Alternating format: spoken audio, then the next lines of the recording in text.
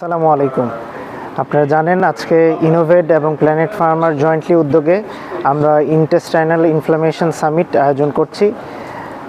আপনারা জানেন যে ইন্টেস্টাইনাল ইনফ্লামেশনের কারণে কিন্তু পোলট্রি সেক্টরে বিশাল ক্ষতির সম্মুখীন হয় আমাদের খামারিরা। এই ইন্টেস্টাইনাল একটা চিকেন গাটে 70%ই ইমিউনিটি থাকে তার গাটে।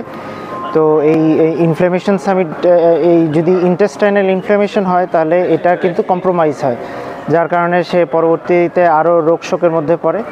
তো ইনোভেট আজকে এই বিষয়টা নিয়ে আলোচনা করবে। এছাড়াও ইনোভেটের যে সলিউশনগুলো ইন্টেস্টাইনাল ইনফ্লামেশন রোধ করার জন্য যে সলিউশনগুলো, যার মাধ্যমে কিন্তু আলটিমেটলি খামারিরাও তাদের অ্যান্টিবায়োটিক ব্যবহার কমাতে পারবে এবং আলটিমেটলি পোলট্রি সেক্টরে এটা আমরা সুফল পাবো।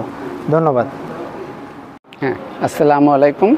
আমরা প্ল্যানেট ফার্মার পক্ষ থেকে আজকে একটা অনুষ্ঠান আয়োজন করেছি, যেখানে হলো গিয়ে আমরা সব আমাদের প্রোডাক্টের কি কি ফিচার আছে সেগুলো নিয়ে আমরা বলবো। এছাড়াও হলো গিয়ে আমরা 2010 সাল থেকে যে প্ল্যানেট ফার্মা বাংলাদেশে বিজনেস আরম্ভ করি, সেখান থেকে আমরা সবাইকে একটা কোয়ালিটি প্রোডাক্ট এবং সার্ভিস দেওয়ার চিন্তাভাবনা করছি। সেই আলোকে আমরা বিভিন্নভাবে আমাদের যারা স্টেক হোল্ডার আছে তাদের সাথে বিভিন্ন নলেজ শেয়ার করি, যাতে হলো গিয়ে এই বাংলাদেশ মার্কেটে সবাই এটার বেনিফিট পায়। এবং আমরা চেষ্টা করি সবসময় কোয়ালিটি প্রোডাক্ট দিয়ে, যাতে হলো গিয়ে সবাই এই ভালোভাবে কোয়ালিটি প্রোডাক্টটা বাংলাদেশ মার্কেটে পেয়ে থাকে। ধন্যবাদ। It's very unique, very special, designed for the industry here in Bangladesh.